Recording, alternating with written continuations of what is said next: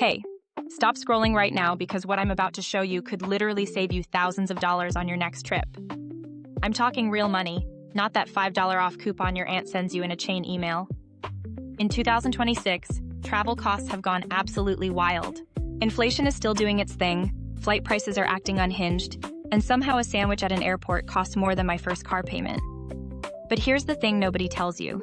There are more ways to travel cheap right now than ever before in human history.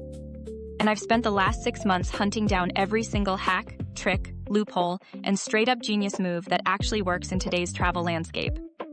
20 tips, 4 categories, 0 fluff. Let's get into it. All right, we're kicking things off with the category that drains your wallet faster than anything else. Flights. This is where most travelers bleed money without even realizing it. And this is also where the biggest savings live if you know what you're doing. Tip number 1. Use AI-powered airfare tracking tools and actually trust them. By 2026, apps like Google Flights, Hopper, and newer AI fare predictors have gotten eerily good at telling you when to buy and when to wait. The mistake most people make is checking once, panicking at the price, and just buying. Instead, set up fare alerts weeks or even months before your trip.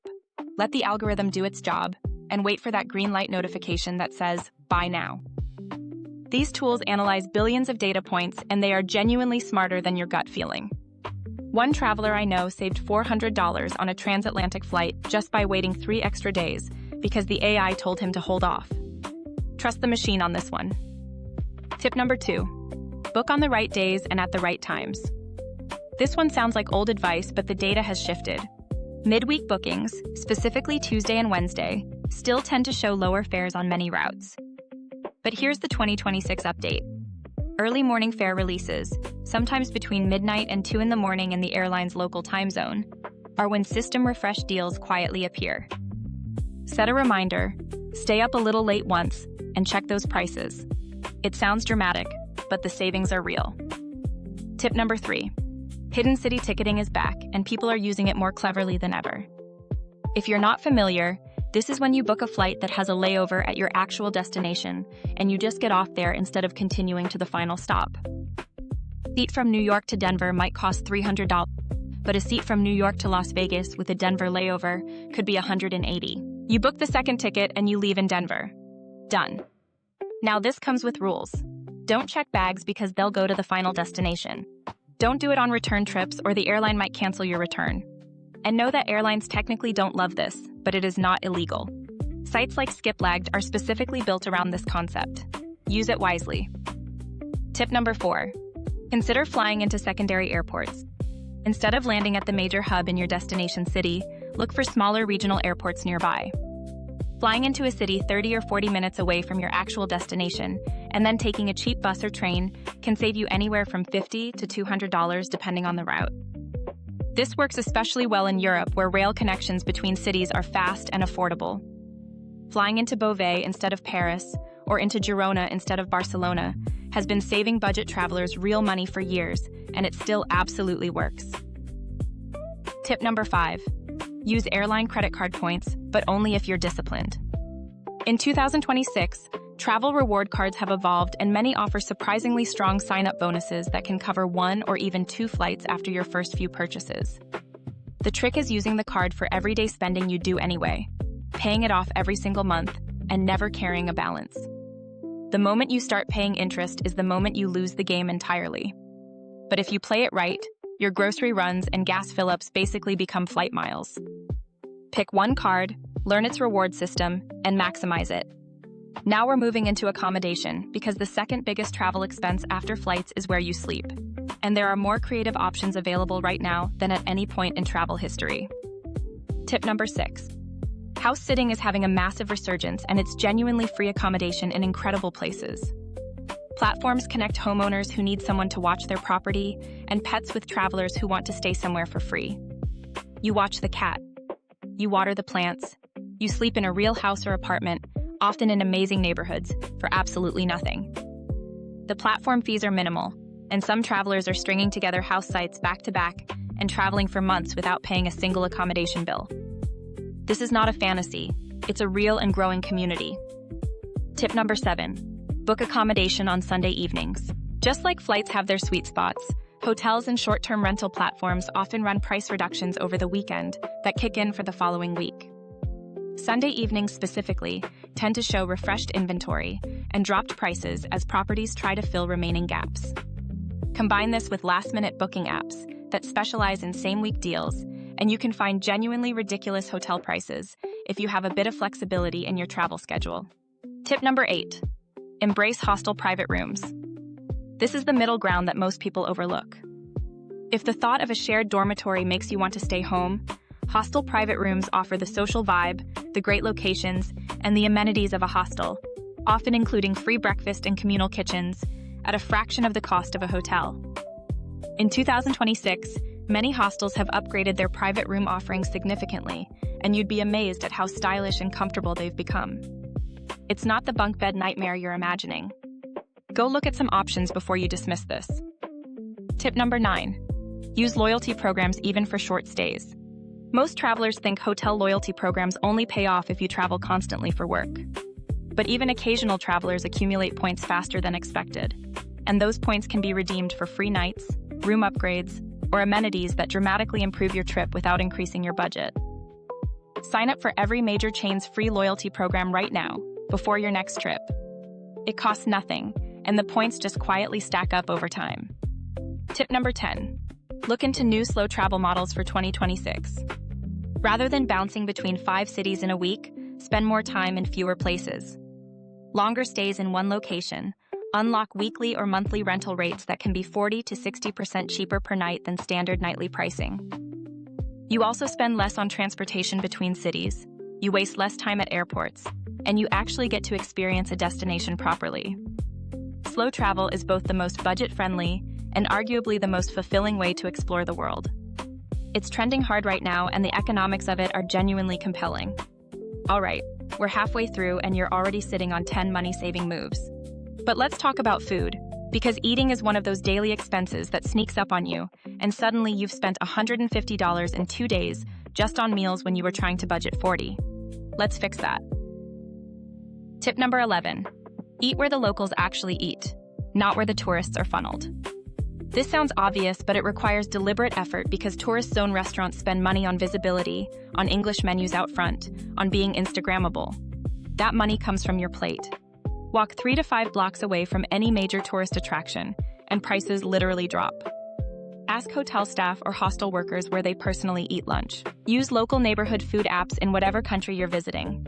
The food will be better, the portions will be larger, and the bill will be significantly smaller. Tip number 12. Use supermarkets and local markets strategically.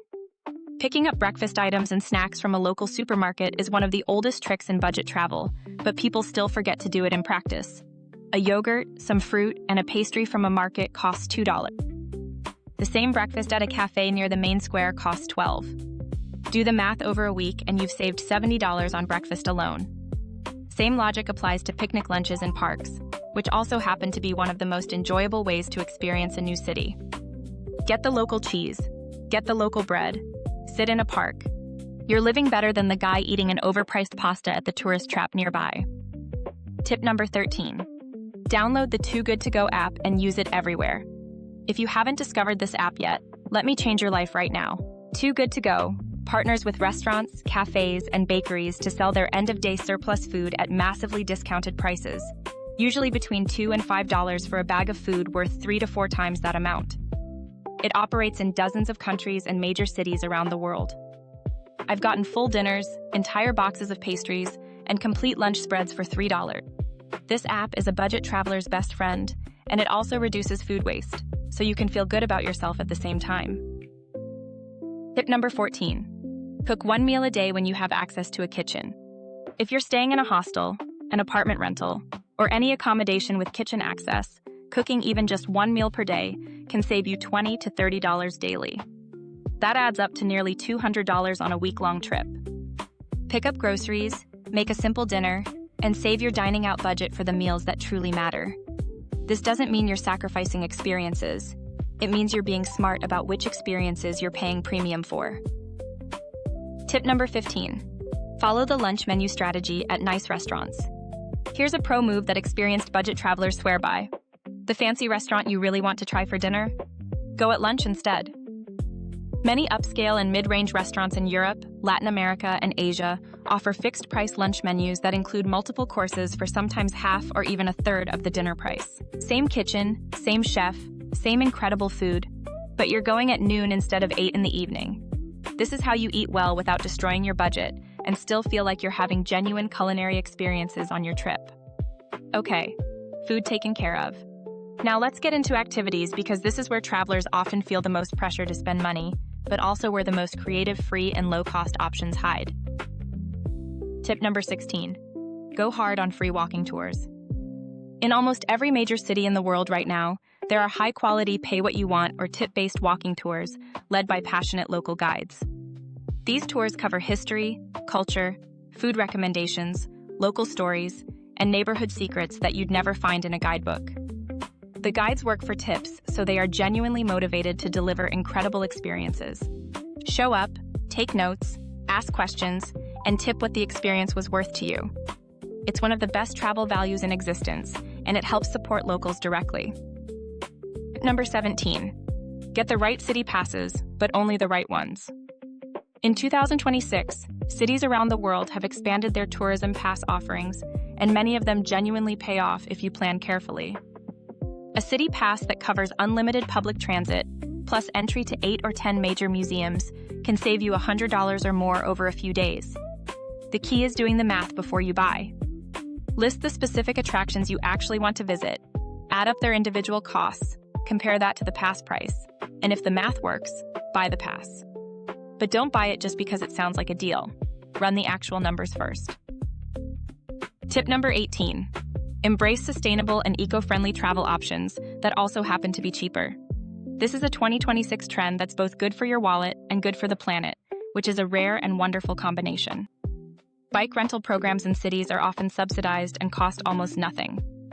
Carpooling apps for intercity travel in Europe and South America connect drivers with passengers for a fraction of bus or train prices.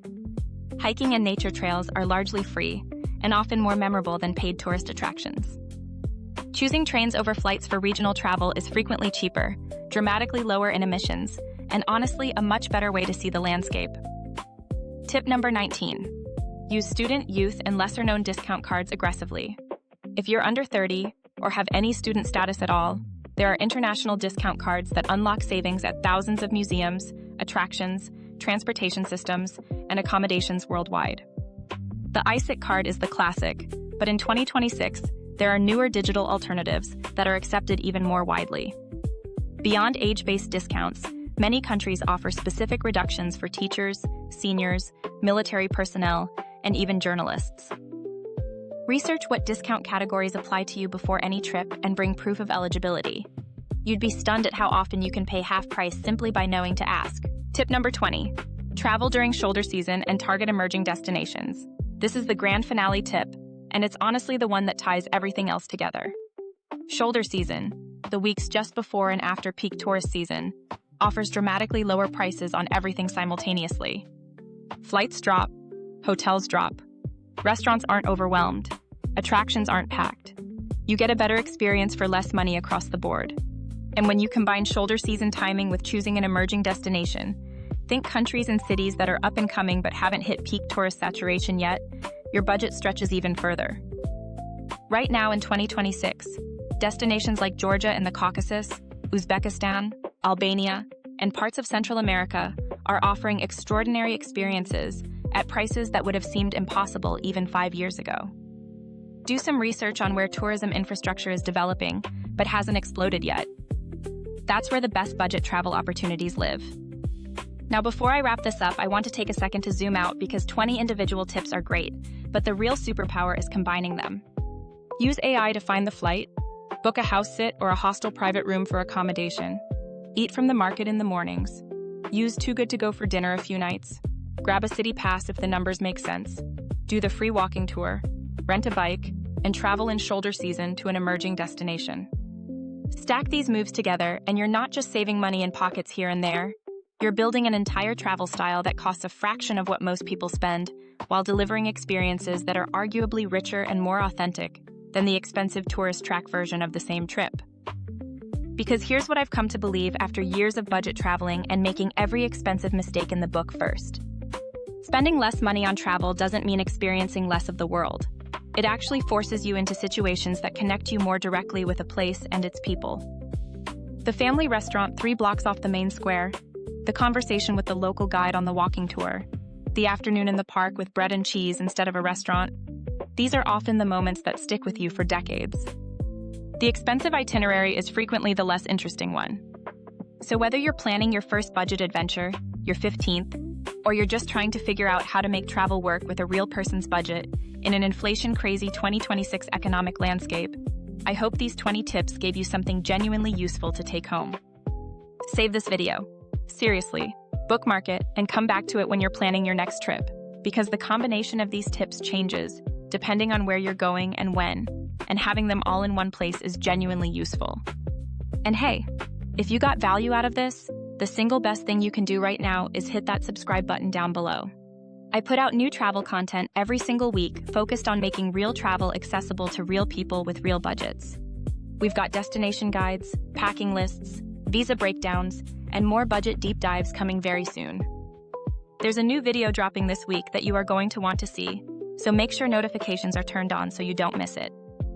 Drop your biggest travel expense struggle in the comments right now. I read every single one, and your comment might literally inspire the next video. Let's build this community of smart, savvy travelers together and prove that incredible experiences don't require an incredible bank account. See you in the next one.